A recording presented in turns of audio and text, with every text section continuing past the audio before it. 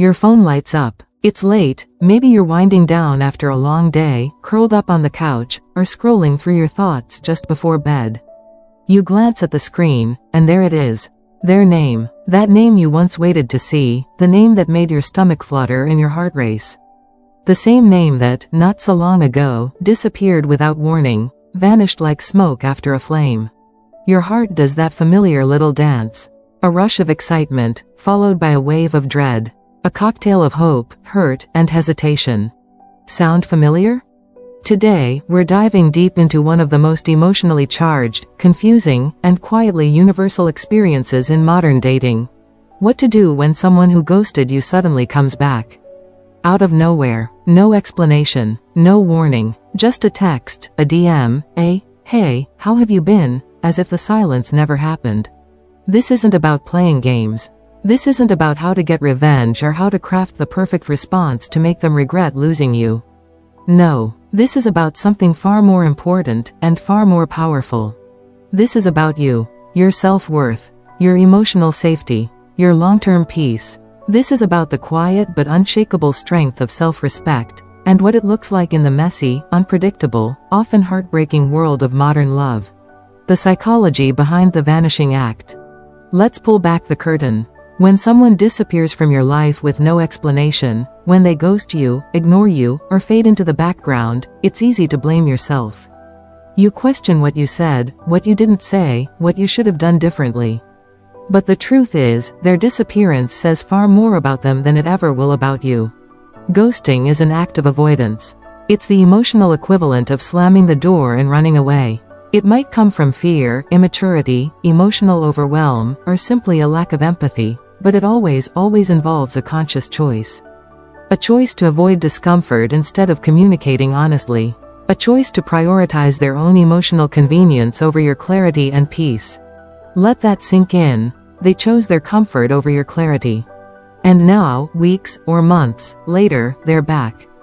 But before you get swept away in old feelings and future fantasies, let's take a breath. Because your peace of mind deserves more than a sudden text.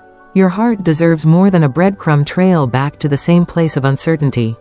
Why quick replies can hurt more than help. Your instinct might be to reply right away. You've imagined this moment. Maybe you've rehearsed what you'd say if they ever reached out. Part of you feels vindicated, like you finally have the upper hand, or worse, like the silence meant something because now they're back. But pause. In behavioral psychology, there's a concept called intermittent reinforcement. It's the idea that inconsistent, unpredictable rewards create the strongest attachments.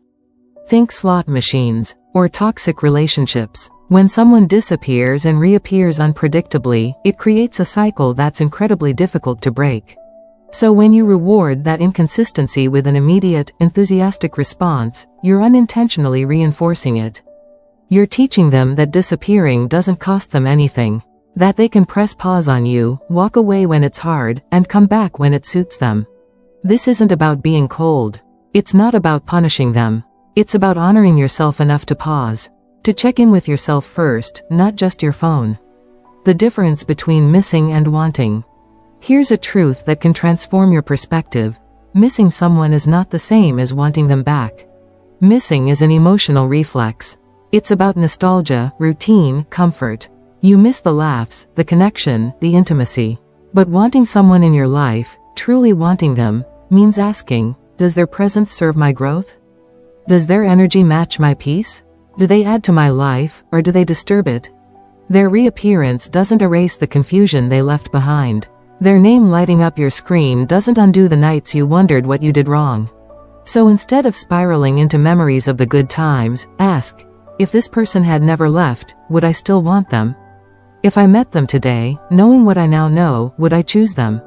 Because love isn't just about what you feel. It's about what you allow.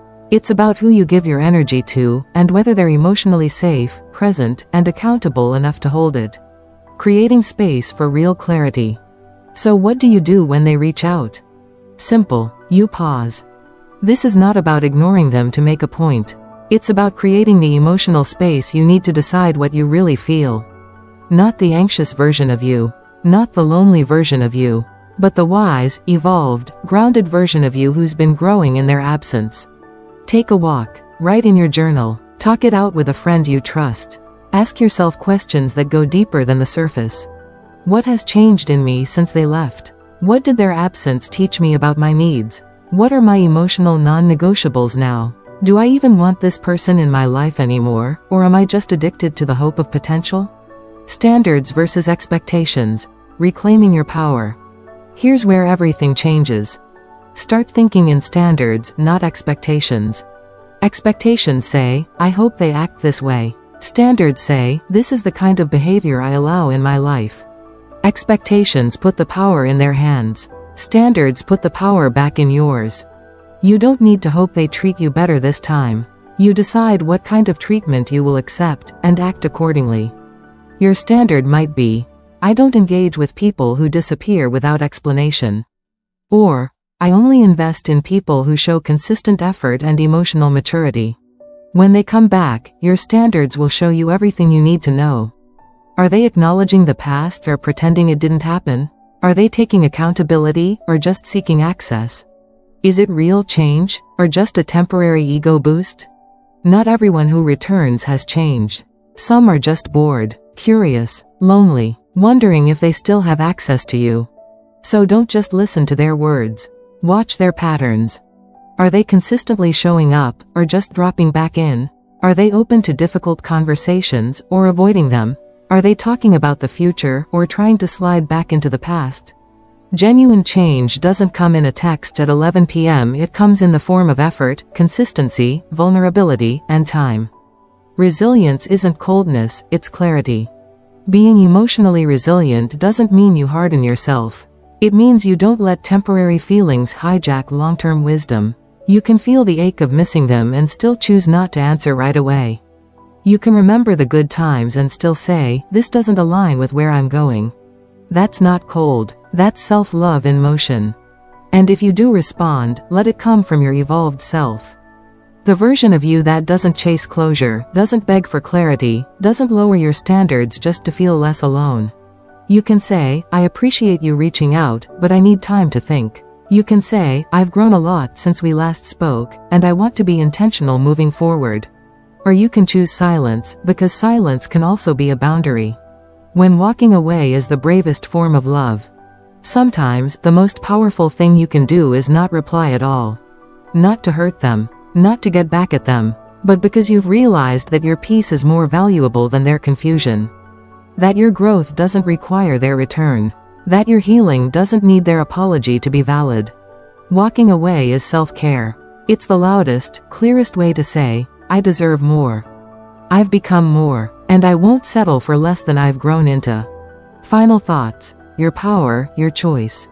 So when the text arrives, when the name flashes on your screen, when the past comes knocking on the door of your present, pause. Feel everything. Miss them if you need to. Cry. Reflect. But don't react. Respond. And respond from the version of you that remembers who you've become. You don't owe access. You don't owe explanation. You owe yourself the kind of love you keep searching for in others. And if no one's told you this lately, you're allowed to outgrow people who disappear when things get real. You're allowed to hold higher standards. You're allowed to choose peace over passion. And you're allowed to say, no, you don't get to come back. I've built something better in your absence, me. The power has always been yours. Now use it, wisely, and with love.